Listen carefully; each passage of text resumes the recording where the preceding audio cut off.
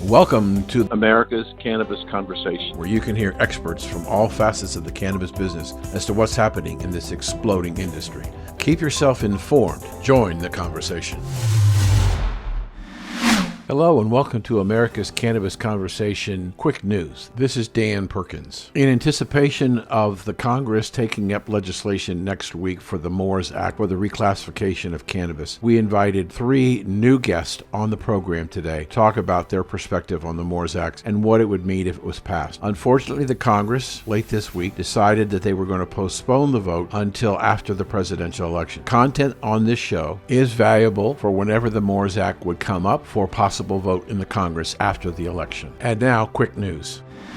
Washington, D.C. congressional bill would allow CBD and other hemp compounds to be sold as dietary supplements. A pair of congressmen on Friday introduced bipartisan legislation to allow cannabinoid, CBD, and other hemp derivative compounds to be marketed and sold as dietary supplements, a change that would clear up legal confusion at retailers across the country. The proposal, sponsored by Representative Kurt Schrader, Democrat of Oregon, and Morgan Griffin, Republican of Virginia, is part of an ongoing effort by the federal government to find a path forward on hemp and its derivatives after they were broadly legalized under the 2018 Farm Bill. The new bill would make clear that Congress wants to see federally regulated CBD and other hemp products made available to the American consumers. Springfield, Illinois. Illinois shatters marijuana sales records with nearly 1.3 million products sold in July. Illinois saw another record-breaking month of recreational marijuana sales in July, the State Department of Financial and Professional Regulation announced on Monday. Despite the coronavirus pandemic, Illinois is reporting nearly $61 million in adult-use cannabis sales, smashing the previous record set in June of nearly $47 million. For the first time, more than 1 million marijuana items, or 1,270,063 to be precise, were purchased in the month of July. The adult-use sales figures do not include data about purchases made through the state medical cannabis program. State officials have emphasized that while the strong sales trend is positive economic news for the state, they're primarily interested in using tax revenue to reinvest in communities most impacted by the drug war. Illinois brought in $52 million in cannabis tax revenue for the first 6 months since the retail sale started in January. The state announced that last month 25% of which will go towards all social equity programs. Sacramento, California. As California legislative session ends, lawmakers advance some marijuana bills but stall on CBD. As the California legislative session drew to a close, lawmakers approved measures to reform marijuana taxes, expand industry access to banking, and launch a state-regulated program to help identify where cannabis is grown. A hotly contested proposal to regulate hemp and CBD, however, failed to make the cut. The handful of successful bills, some of which weren't decided until the legislators' final hours, now head to Governor Gavin Newsom's desk. With his signature, they will shape the next phase of one of the nation's most dynamic marijuana markets. Most of the changes are more modest than industry advocates had hoped for when the year began. Amy Jenkins, the lobbyist and senior policy director for the California Cannabis Industry Association, said, "We were looking at this as a potentially transformative year. Many businesses hoping that the state would consolidate a number of the regulatory departments, but it didn't happen."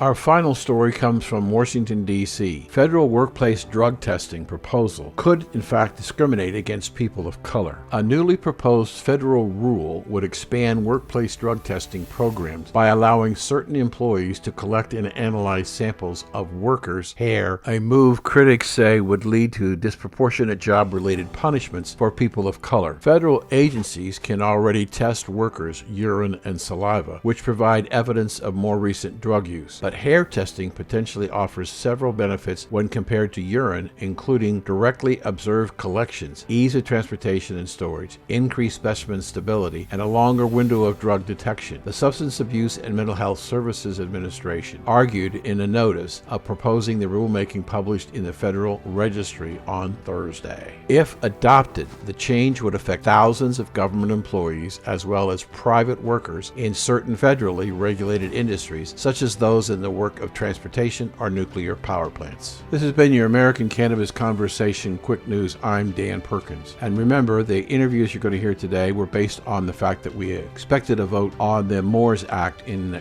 Congress, but that's been postponed. Let's see who's joining the conversation today. First up is Gary Allen, COO of the New Frontier Data, a leading international cannabis research firm. And he's new to the show, and he'll talk to us about trends in the industry and a little bit about the MORE Act. Next up is Sheila Vakharia, Deputy Director of the Department of Research and Academic Engagement at the Drug Policy Alliance. And she's going to talk to us about a report of cannabis use by younger people. Sheila will be followed by Morgan Fox, who is a regular on our program, and he is the Media Relations Director for the National Cannabis Industry Association. He will talk about the industry's perspective on the MORE Act and the implications to people in the cannabis industry. And finishing up is Queen Adesuyi, who is a policy manager at the Drug Policy Institute. She will be talking to us about support for the MORE Act and what we can do to encourage our congressmen to vote for this important legislation. Thanks for joining us today, and remember, if you missed this show, you can go to W420radionetwork.com and pick up through the archive section this show and many other shows to listen at your leisure. So let's get started with the conversation. I'm Dan Perkins. Welcome back to the conversation, and joining us today is a woman who has an unusual name and an important occupation. Queen Adesuyi. Thank you for joining us today. She is with a policy group that studies what's going on in the drug industry, and she's going to talk to us today about the MORE Act, which is coming up for a vote in the Congress with it by the end of the month, if everything goes well. So, Queen, thank you for joining us today. Of course, thank you so much for having me. It's really a pleasure. My pleasure. So let's talk about a little bit about you, how you got involved with the drug policy group, and then we'll talk a little bit about the MORE Act. So tell us a little bit about Queen. Great. So my name is Queen Adesuyi, and I'm from the Bronx. I'm from New York. I'm with the Drug Policy Alliance, which is a national advocacy group working to end the war on drugs and repair the harms of the war on drugs and drug enforcement and drug prohibition in general, and to work to dignify people who use drugs and reduce the harms of drug use. So with that, the Drug Policy Alliance has been working to pass legislation really that decreases the harm that folks face because of prohibition and failed drug policies, such as marijuana prohibition. But just to answer your question about myself, I got to this work as a person who is directly impacted by prohibition, a person who uses marijuana through medicinal use, and is really trying to see the end of prohibition, which I know has really impacted the health, the public health, community health of people, and I'm looking forward to the world that we're trying to envision at DPA. Is your group, does it work specifically in federal legislation, or do you also work in state legislation? We do both. So our D.C. office, which is our National Affairs office, handles all of Congress, and we do our advocacy through Congress. But we have state offices throughout the country. So you're here today primarily to talk about this bill that's being considered by the House called the MORE Act, M-O-R-E. And you'll tell us what that stands for and why this particular piece of legislation should be important to the people who are in the cannabis industry or are interested in cannabis. So tell us about what this pending legislation is for. So the MORE Act, which is the Marijuana Opportunity Reinvestment and Expungement Act, which is H.R. 3884, is a historic and monumental bill that we thankfully have been able to hopefully secure this vote at the end of September. The week of September 21st, we're hoping to see Congress, the House of Representatives, vote on this. But it's the first bill that Congress has actually considered that ends marijuana prohibition on the federal level. And it not only ends marijuana prohibition, but it also takes several steps to repair the harms of prohibition. And just to run down what the bill would do exactly, one of the corner pieces of the bill is that it deschedules, which means it removes marijuana from the controlled substance list, which is a list that really enforces prohibition, and it applies criminal penalties for a list of substances, including marijuana. where marijuana is currently on the first schedule, which is the most, quote, quote, dangerous substances. And it removes marijuana from this list, which would allow for a lot of different benefits, one of which is research. So there's a lot of barriers to research around marijuana because of marijuana's controlled substance status, barriers around marijuana being researched, and descheduling would allow for robust research, especially consumer-grade level research. So the kind of research that the federal government is able to do now does not allow for the actual kinds of marijuana that folks are consuming, especially through dispensaries, and then marijuana that actually people are engaging with is not the marijuana that, or the kind of the grade of marijuana that people are engaging with. So descheduling will be really important to take down barriers to research. It also would end the banking issue that legal companies in legal states are dealing with. So it would allow for banks to comfortably work with marijuana businesses like any other business without discriminating against cannabis businesses. It also would alleviate the 280E penalty that businesses also have to deal with. So they actually would be able to take tax breaks like any other business, and they'd be treated like any other business. But there's also other benefits to descheduling, especially around people impacted by criminalization. So descheduling is really the surest way to protect non-citizens. We see even in legal states where non-citizens, and we're talking about green card holders included, not just folks who are undocumented, but non-citizens are still facing many immigration consequences for just their proximity to the plant.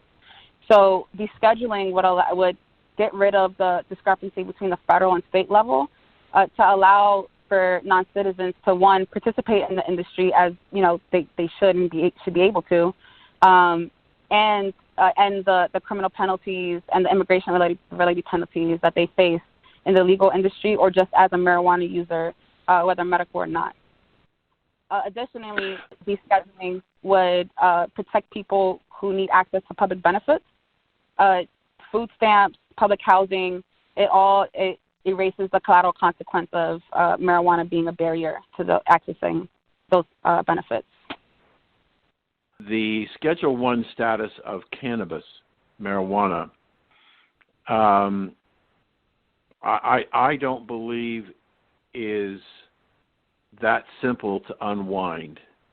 The MORE Act legislation starts the process, but I have concerns that the bureaucracy at the federal level and the tentacles that bureaucracy has through so many different departments is going to be difficult to unwind and probably not going to be, even if it's passed and signed into law, that easy and simple to implement. Am I wrong? Well, the MORE Act passing the House in this month is not going to be the equivalent of, it's not going to become the rule of law. The 280E you talked about, banking regulation, all these things have to be changed. And my concern is that we're taking a realistic approach to how long it will take to implement should this go through Congress and signed into law by the president. I think it's going to be longer than most people are thinking it's going to happen. What do you think? Well, the conversation that needs to happen, beyond the MORE Act is around federal regulations, which I think is what you're speaking to. So the bill, the bill is passed in both chambers and signed by the president. Marijuana would be descheduled, so it no longer would be a federally criminalized substance. But the question of regulations is going to be the next step. Bill really addresses criminalization. It addresses the status quo. It's changing the current status of marijuana, and it protects states that have legalized. So the issue with states that have legalized, the 11 states plus D.C., is that they are, technically breaking federal law. And President Trump easily could raid any of these states at any given moment. So that's why descheduling is going to be important to protecting state programs. But the way the federal government is going to want to regulate is a post-MORE Act conversation, which is something that both DPA and other colleagues within the Marijuana Justice Coalition and other allies are working to start having those conversations on. But right now, the MORE Act really just addresses the status quo and the harms of criminalization.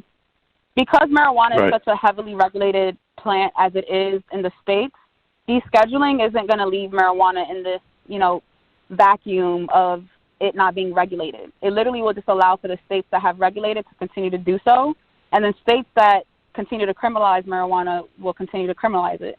States will still have to go through their own process to legalize. It doesn't end criminalization in all the states. It just ends federal criminalization.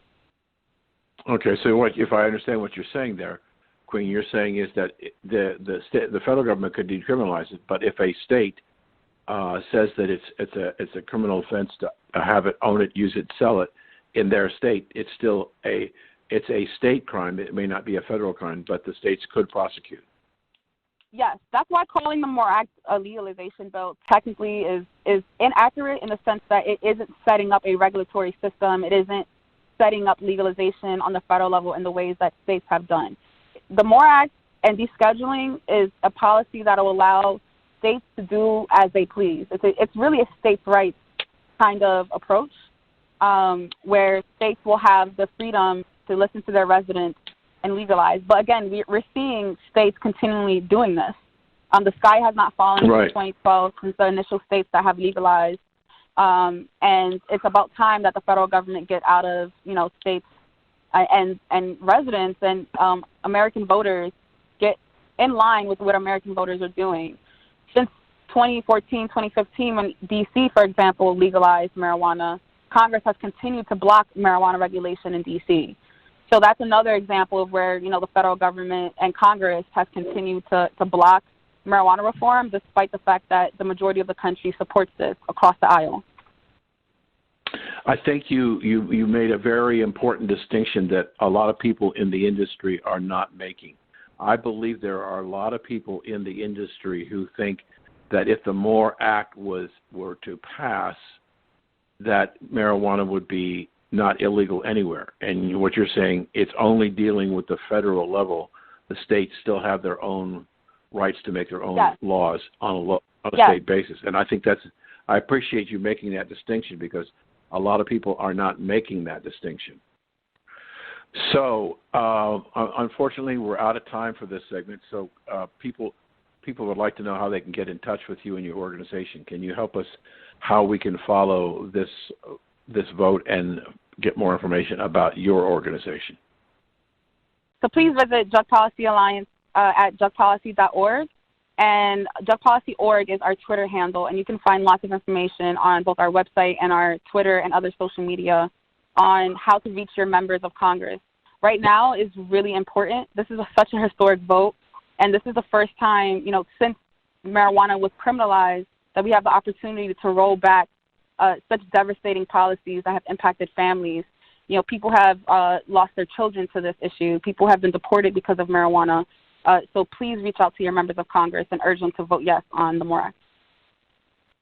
Well, we'll do. Thank you. We've been talking with Queen today, and she's at the Drug Policy Group, and we're talking about the MORE Act, which is coming up. We'll be right back. You're listening to America's Cannabis Conversation on W420RadioNetwork.com.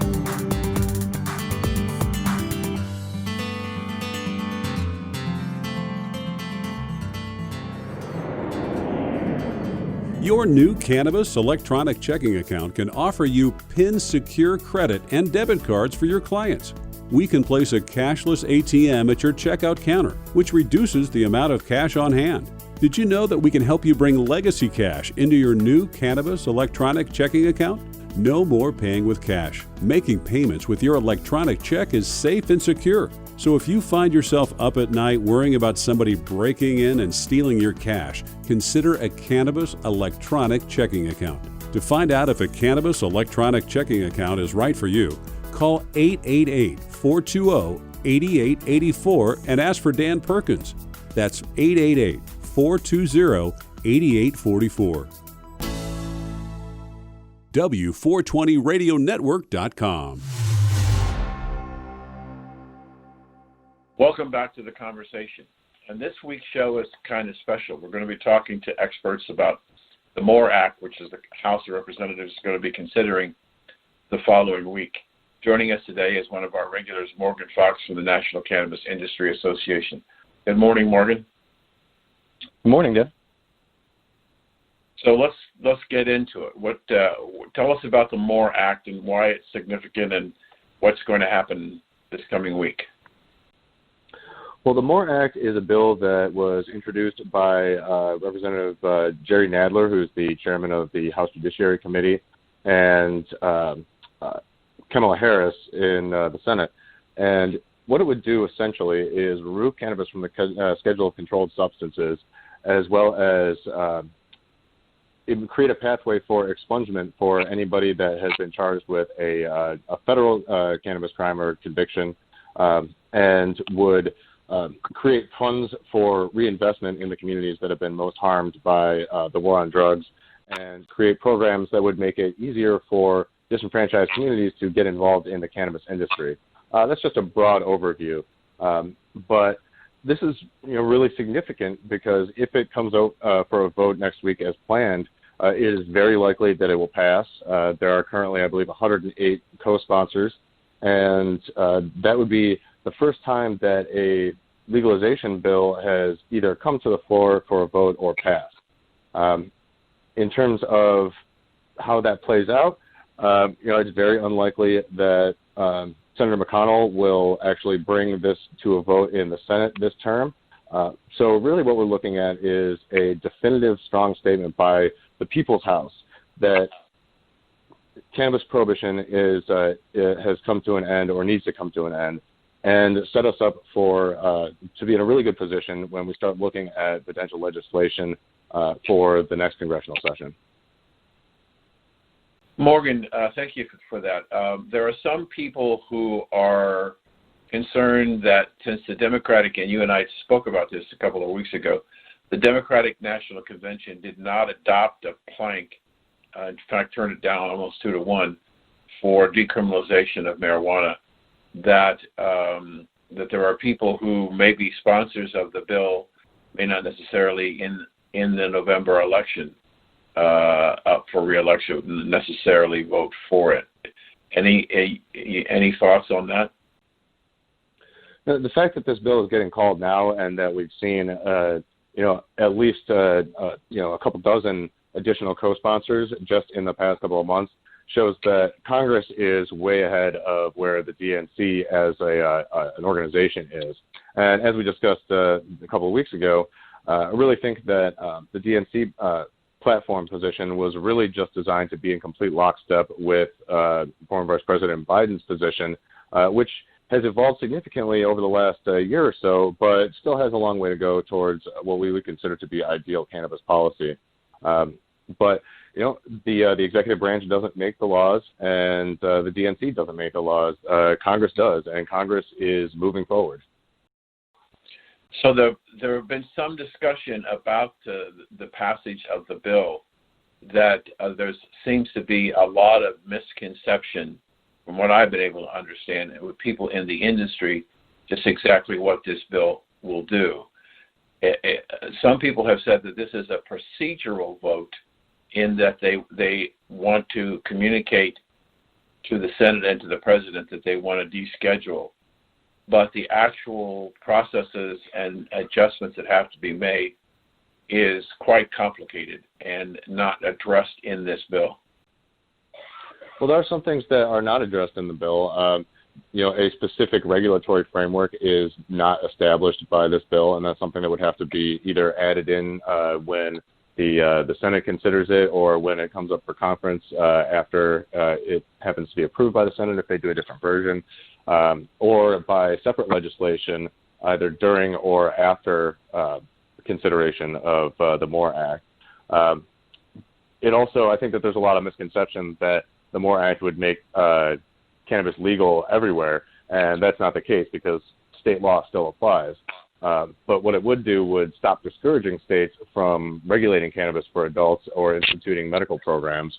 And it would, in terms of benefits for the automatically fix the 280E tax issue, which prevents businesses from being able to deduct normal business expenses, and would more or less fix the banking issue. In fact, probably a little bit more so than some of the other measures being considered, because it would be descheduling, and that would really remove a lot of the risk factor for both mid-size and larger financial services providers to working with the industry.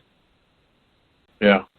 The other thing that's been talked about is that if the Democrats are successful in taking control of the Senate, Schumer would be the new majority leader in the Senate, and that supposedly he is predisposed to want to bring the MORE Act to the floor for a vote. But the problem, as I understand it, is, and you would, as somebody intimately involved with the Congress, you would know better than I, it takes 60 votes to pass legislation in the Congress, in the Senate. So if the Democrats take the Senate, the question is, will they have 60 votes, and can they convince brother Republicans or sister Republicans to join them to get to the 60 votes? So that becomes a critical factor also, the 60 vote margin. Well, I think that 60 votes is within the realm of possibility. Even if Democrats do not take the Senate, it's just an issue of timing and whether or not it would be politically feasible for a certain segment of the Republican Senate to come out and support this. This is an issue that enjoys bipartisan support both in Congress but also in the populace, and it's becoming increasingly politically damaging for to stand in the way of sensible cannabis policy reform. I think that if we're looking at a situation where the Democrats retake the Senate, even if they've only got a majority and not a supermajority, we're looking at a scenario where passage of the MORE Act or of a similar piece of legislation for descheduling, it becomes much more feasible. If the Democrats lose control of the House and the Senate and don't gain the Senate, and Trump's reelected, what happens to the MORE Act? Well, I mean, if the MORE Act is passed by the current House, then it will still be passed by the House next session. It just becomes increasingly unlikely, particularly if Senator McConnell maintains his position as the head of the Senate, that it would be called up for a vote. This is not a priority issue for even supportive Republicans, with an exception of a handful of lawmakers. So I think that we see significant delays in the passage of anything cannabis-related outside of potentially issues related to research or Veterans Affairs. Morgan, in a few moments we have left, there's a lot of discussion that the president, when he took the leadership role in criminal justice reform, that the biggest beneficiaries of the criminal justice reform are minorities who have been imprisoned for minimal cannabis control violations. That, I would think, that would help a lot of people. And the question is, do you need the MORE Act to pass if the criminal justice part, which is part of what the MORE Act was going to do, is already working because of the criminal justice reform? Well, I mean, cannabis prohibition and ending those failed policies is an integral part of criminal justice reform. It's not the be-all, end-all of it, but it's something that absolutely has to happen. And any sort of broader criminal justice reforms that ignore it are ignoring basically what is a doorway into the criminal justice system for a lot of people. Now, the MORE Act won't immediately get all cannabis prisoners out of jail, since most arrests take place at the state and local level. But it will basically pave the way for states to start revamping their systems. It will get some people out of jail, and importantly, it will start increasing the opportunities for people that have been unfairly targeted by the war on drugs to be able to start building up generational wealth and start being able to explore opportunities that are created by this new market. Morgan, in our last question here, the idea that we're going to have reform, or hopefully have reform, and that people are going to be treated more fairly. we came through, totally come through, but we come through the roughest patch of the pandemic so far, and many of the states decided that cannabis shops were essential businesses and let them stay open. Is that decision of the states to make that decision influencing the impact of the outcome of the More vote? Well, I think that it really helped to legitimize the cannabis industry and regulated cannabis systems in the eyes of a lot of lawmakers, particularly as we saw how successfully the industry was able to deal with all of the new restrictions that were being placed on them and to be able to operate safely and effectively during a pandemic, seeing that it's a responsible industry. So I think that it has certainly helped improve the image among lawmakers or people that might have been skeptical about what regulated cannabis systems can look like. I want people to know how they can follow your organization and anything that you're going to publish on the MORE Act as it passes. So how do they follow you and follow the organization? Well, you can find us online at thecannabisindustry.org, and we're also available on Facebook, Twitter, Instagram, and LinkedIn. Thank you for joining us, Morgan. Thanks for having me. So we've been listening to Morgan Fox from the National Cannabis Industry Association. We're talking about the MORE Act that's up for passage next week, and we'll follow that for you. If you missed any of this terrific interview with Morgan, you can go to W420radionetwork.com and listen to that show, and go to the archive section and listen to many, many more shows, many with Morgan on them, about what's happening in the cannabis industry. We'll be right back.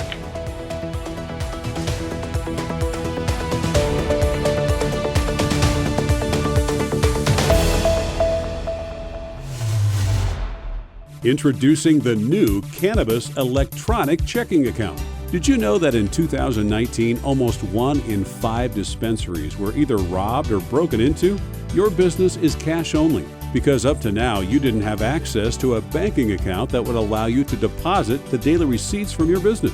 Some owners have started a banking relationship only to be told in a few months that the institution was closing the account. For the first time, you can now have a reliable business checking account. Yes, I said a secure bank electronic checking account. For more information, call 1-888-420-8844 and ask for Dan Perkins. That's 888-420-8884 and ask for Dan Perkins. This is Dan Perkins, and we're about halfway through today's conversation. I hope you have found the people interesting and helpful. In case you didn't hear all of the interviews in today's conversation, you can go to W420radionetwork.com after 5:20 p.m. to listen to this show. If you missed any of our previous shows, or you want to hear a particular show again, you can go to the archives and download a missed show anytime that's convenient for you. Our goal is to bring a high-quality program that is both entertaining and informative. Contact us at contact@W420radionetwork.com. That's contact@W420radionetwork.com. And now, back to the conversation. Want to find out if cannabis can help your medical condition? It's time to hear from our cannabis doctor on call. Welcome back to the conversation. Joining us today is Gary Allen, who is the COO of New Frontier Data. This is a company that I discovered a number of months ago that does a phenomenal work, and we're going to talk to Gary about what kind of work they do. But it was only by happenstance that I ran into his company. So we're so excited about having Gary on today to talk about his company and what it does, because we think the cannabis industry really needs to hear from Gary about this phenomenal resource of New Frontier Data. So with that said, Gary, welcome to the program. Thank you so much, Dan. It's a pleasure to be here. Sure. Thank you. Let's talk about where New Frontier Data started and what's it grown into to today. Absolutely. So New Frontier Data was founded by Jada Aguirre-DeCarcer in 2014, primarily to answer the question, where is the vetted market research, as you would find in mature markets? In 2014, there wasn't that vetted research. And so Giada endeavored to create a technology, big data technology platform and research company that collected, vetted, analyzed, and then disseminated market insights to the industry in such a way that investors, researchers, and operators could all understand what was truly happening within the industry. So that's where we started.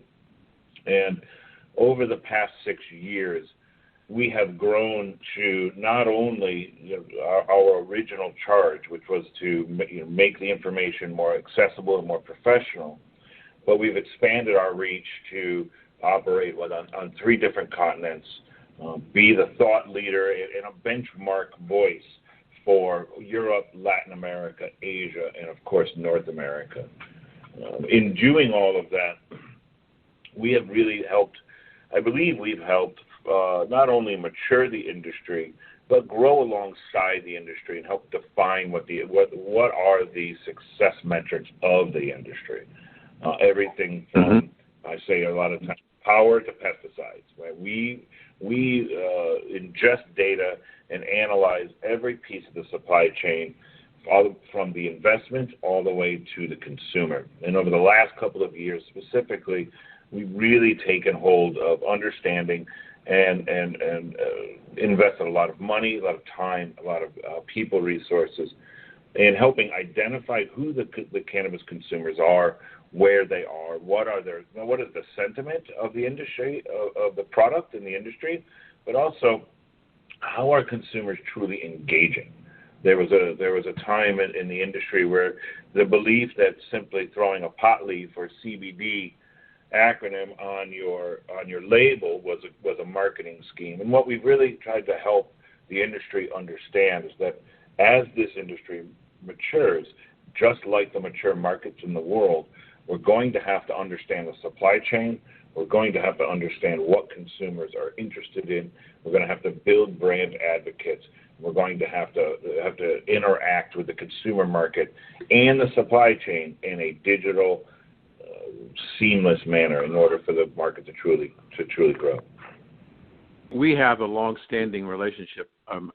Myself and on our program have a long-standing relationship with a major cannabis dispensary owner and operator in California, owns a number of dispensaries. And he and I talk all the time, and most recently we were talking about what's going on as a result of the pandemic. And he said that the next phase of the industry is going to be based on branding.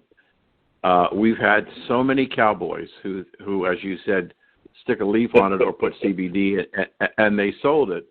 And in 2019, when the vape crisis came, all of a sudden people began to say, wait a minute, this is a real business, but we don't analyze it as a real business. And so venture capital kind of shrank a little bit, and then we had the contamination problem. Then we came into the pandemic. And what's amazing to me is that the states, many of the states, if not all of them, classified cannabis dispensaries as essential businesses and allowed them to open under certain guidelines and restrictions. But they became important businesses to the community. On top of that, the last number I saw from the National Cannabis Industry Association, another partner of ours, they're telling us that they're projecting that the growth in the cannabis industry in 2020 will be 40% over 19. So in a terrible time, this industry is going to grow 40%. Imagine what it could have done if we didn't have the pandemic. But what's important about what Justin said to me about this brand is that the nature of the way the product is regulated on a federal basis makes it difficult to create a brand because you can only operate in your market. Now, there are some companies that are doing setting up separate companies in each of the states under the company name and are trying to create product that they can grow in each state and market in each state. But branding is something that this industry doesn't really understand yet. And you mentioned it, and let's talk just a moment about what you can do to help people with branding. Absolutely. We approach the consumer part of the market and the branding with three concepts: discover, define, and then deliver. I think one of the reasons the cowboys, as you said, and I appreciate that, as we're called New Frontier Data, and our logo is a horse, so all it needs is a cowboy on top of it. But as the cowboy, as you mentioned, in the beginning, the pot leaf really did actually work, right? Because there was still that institutional friction that advocates really enjoyed to play off of. And what we're finding now, as you said, and I think it was really astute, that with the vape crisis, right, and then contamination issues that California and Colorado and Arizona have had, it really has shown a spotlight on two things. One, we need professionals in the industry that understand consumer safety. Two, we also need professionals in the industry that understand that consumers that are raising their hand the consumers that are raising their hand today are not necessarily the consumers that you're going to engage with in the long term. And so you have to therefore discover who it is that you're actually trying to build a product for. And I use the word build very intentionally, because just like any product in the mature market, we have to understand what are we trying to answer in the market? What is missing that we're trying to fill a need for? And that's with products, consumer products, as well as it is with business services. So we discover the consumers that we want to have. And one of the ways that New Frontier Data has really tried to help the marketplace is, and I don't know if you were aware of this, but in late 2018, early 2019, we produced the first consumer archetypes, and that was a result of 3,100 live, real true market research, 3,100 live 20-minute interviews with consumers, as well as the analysis of about $3.5 billion worth of transactions. And when you put a market research shop with the resources that we have to that task, you come up with some really incredible results, right? So we had 9 consumer archetypes, and we started to get that out into the market and let people know, let marketers, manufacturers, extractors, white label operators, let them know, here are the types of consumers. We then set to the task of defining who those consumers truly are and defining where they are. And I don't know if you've seen any of this, but in early July this year, after about a year and a half of analysis and ingestion of data, we introduced a programmatic offering with the largest programmatic company in the mature market that identified 141 million consumers, probable consumers in Canada and the United States. And we help define everything from your top line demographics to their movement in and out of dispensaries to the products that they buy. And so that is really important for new market entry, as well as some of your existing brands that have really tried hard and have great brand names, but really haven't been successful in the sales, to help them define, but then more importantly, deliver those customers to those brands. And so we can help brands, multi-state operators, chains of dispensaries, all the way down to the single licensed dispensary. We can really help them identify who their customers are and help deliver those customers to them.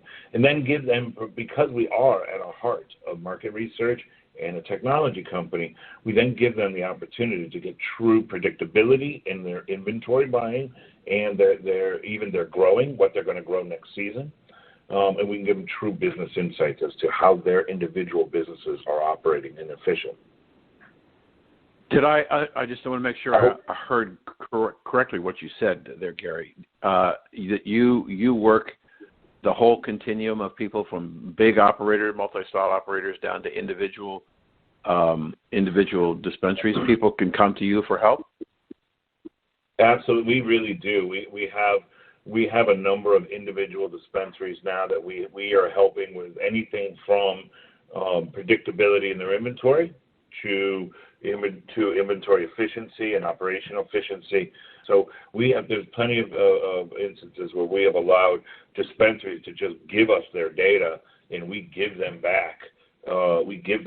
Efficiency information, business operations, performance, and in most cases, we don't charge anything for the small dispensary to do that at all. Wow. So we've got about a minute left with this segment. Excuse me, Gary. How do people get in touch with you and follow your company and look and find out information about your products and services? Absolutely. So, in your favorite social media at New Frontier Data, info@newfrontierdata.com, sales at newfrontierdata.com. We have podcasts, we have weekly newsletters, daily newsletters.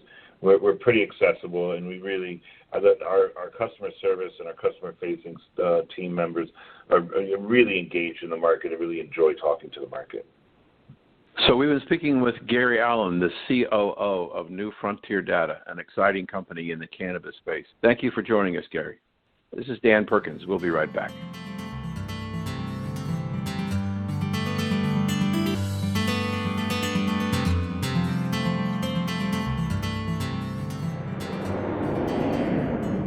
America's newest and fastest growing cannabis-focused radio network is expanding across the country and looking to add to our sales and marketing team. America's Cannabis Conversation offers listeners insight and information on the exploding world of cannabis. It also gives advertisers the opportunity to reach a hyper-targeted audience, literally neighborhood by neighborhood, in markets all across the country. We're looking for a few motivated individuals that want to essentially run their own local business in markets like Boston, Las Vegas, Reno, Orlando, and more. To learn more about this exciting opportunity or to apply, visit americascannabisconversation.com. Welcome back to the conversation, and joining us today is Sheila Vakharia, and she's going to talk to us about her organization and what they do, and then what she does within your organization. So please introduce yourself to our audience and talk about your organization. And welcome, Sheila. Thank you. So my name is Dr. Sheila Vakharia. I'm the Deputy Director of the Department of Research and Academic Engagement at the Drug Policy Alliance.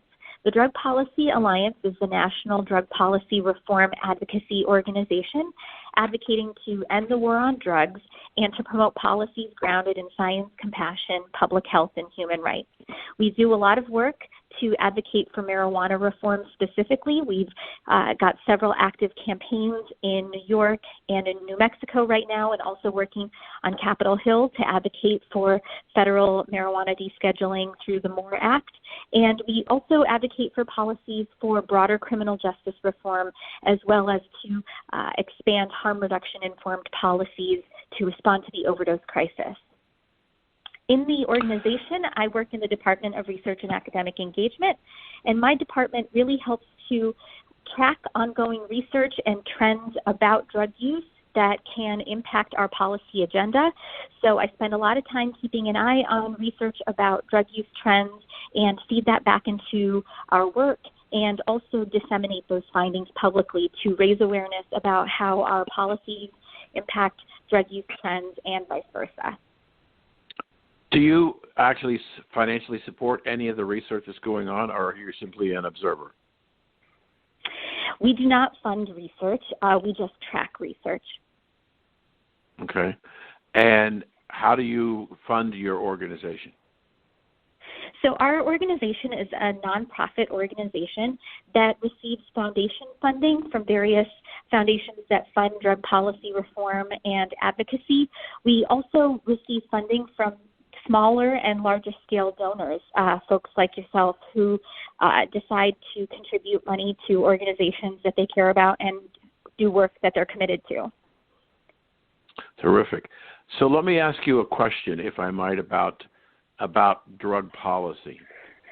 For our audience, we go back a little bit in time. We had prohibition in the United States, which was the ban of the sale of alcohol, and included in that ban was also the sale of cannabis. And prior to that, it was perfectly legal. When prohibition was overturned and alcohol was made legal again, either they did it on purpose or forgot, but they didn't do anything about cannabis, and it remained illegal from that point in time. What do you think is causing the pushback by a number of people who do not want it descheduled? What do you think is their motivation? I think a lot of people believe that our drug laws, the laws that regulate or prohibit certain drugs, marijuana being one of them, but also heroin, cocaine, and a variety of other psychedelics, for instance, a lot of people believe that or are led to believe that those laws were passed to criminalize certain drugs and prohibit those drugs were based on science and in-depth research on what those drugs do in the body, what those harms are, and how protecting the public from those drugs through prohibition was the best approach to safety. However, most people don't actually realize that very little research went into the decision to classify certain drugs as prohibited versus allowing other ones to remain legal. My organization does a lot of work to try to really raise awareness about the fact that when drugs were scheduled and many of our drugs were made illegal, the Marijuana Tax Act being passed in 1937, the Harrison Narcotics Act passed in 1914, which really targeted heroin and cocaine, that when those drugs were actually prohibited on a federal scale, that it was largely racialized fears that were painted of racialized drug users that contributed to a lot of public support of criminalizing those substances. In 1914, in order to get the Harrison Narcotics Act passed to criminalize cocaine and heroin, what we found was that the years leading up to getting that legislation passed, fears were stoked around migrant Chinese laborers who had been brought over to the western coast to work on the railroads who had been identified as smoking opium poppy, even though opium was widely used by middle-class white suburban Americans for a variety of health conditions. We also know that at the same time, to prohibit cocaine, racialized fears were stoked of freed blacks in the South who would be impervious to bullets and who, under the influence of cocaine, would pose a threat to white communities. And you fast forward to 1937 when the Marijuana Tax Act was passed, there were large numbers of Mexican migrant laborers who were working in parts of the Midwest and in the South who were painted also as foreigners and outsiders and threats, when actually historically we had called cannabis in the United States. We started calling it marijuana, the Spanish word for cannabis, around the time, and also painting racialized fears of those users that really garnered a lot of national support to pass our first federal marijuana laws. So one of the biggest myths, I think, around prohibition is this idea that somehow we decided to criminalize these drugs because we knew that they were illegal, or they needed to be illegal to protect public health, when really they were first passed to really supposedly protect the white public from racialized drug users under their influence. Amazing story. Thank you so much for that. You know, I've been doing this show for some time, and I say to people, you know, there is the world of difference between cocaine and heroin and cannabis. In fact, we can say with 100% assurity that the direct consumption of cannabis has never led to anybody dying, whereas heroin and cocaine, we're seeing death increasing all the time with opioids, and so there's a whole different class of drugs between cannabis and the heavy narcotics, yet it seems to be wrapped in. I think it's interesting. It's interesting that your history, your timeline history, is driven. My words, not yours. Around racial discrimination or racial fear, depending on how you want to say it.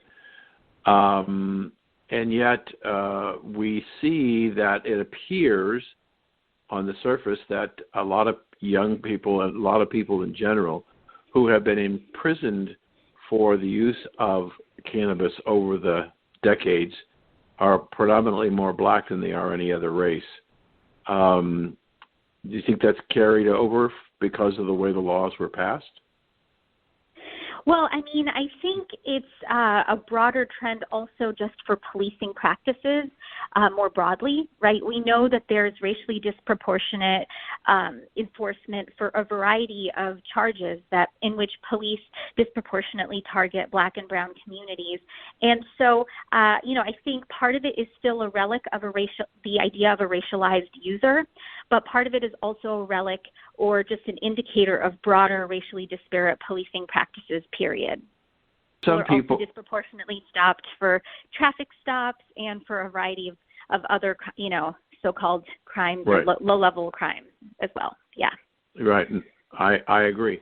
One of the things that I've also noticed is that there seems to be, in the last couple of years, a tremendous explosion in the research that's being done with cannabis at colleges and universities, oddly enough, sponsored and paid for by the Drug Enforcement Agency. On one of our early shows, we had a doctor from Harvard and who was doing research on using cannabis as a treatment for pancreatic cancer, and his preliminary trials were extremely favorable.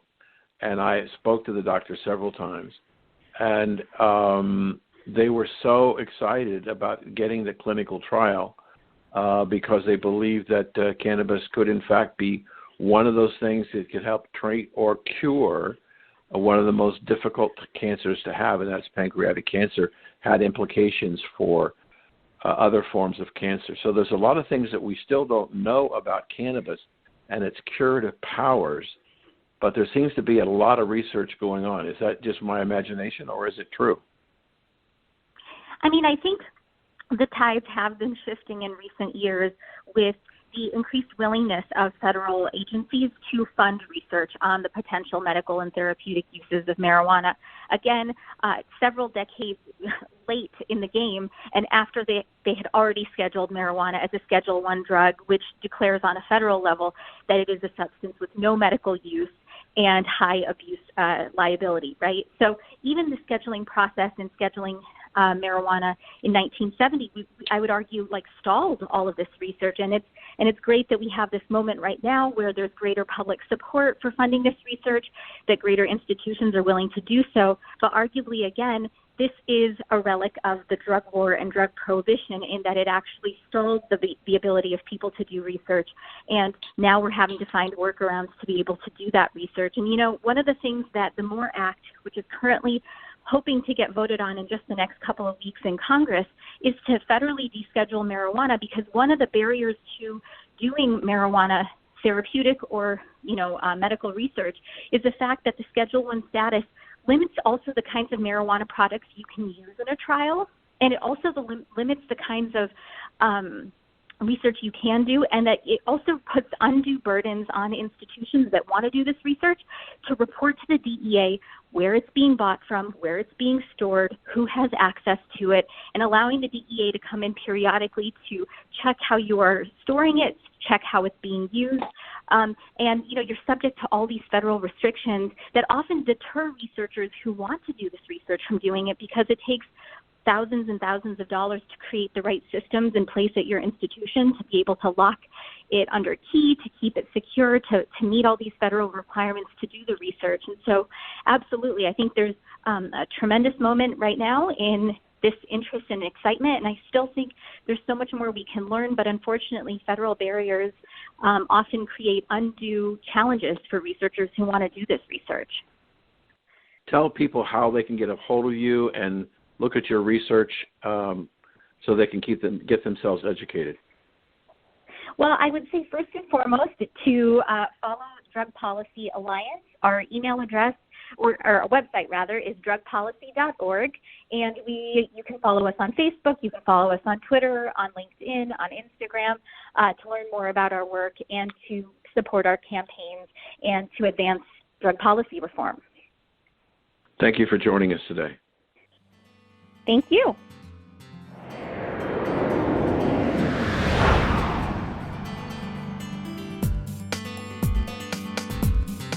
Thank you for taking part in America's Cannabis Conversation. To hear this show in its entirety or to hear any of our archive shows, log on to americascannabisconversation.com and tune in next Saturday at 4:20 p.m. for the next installment of America's Cannabis Conversation.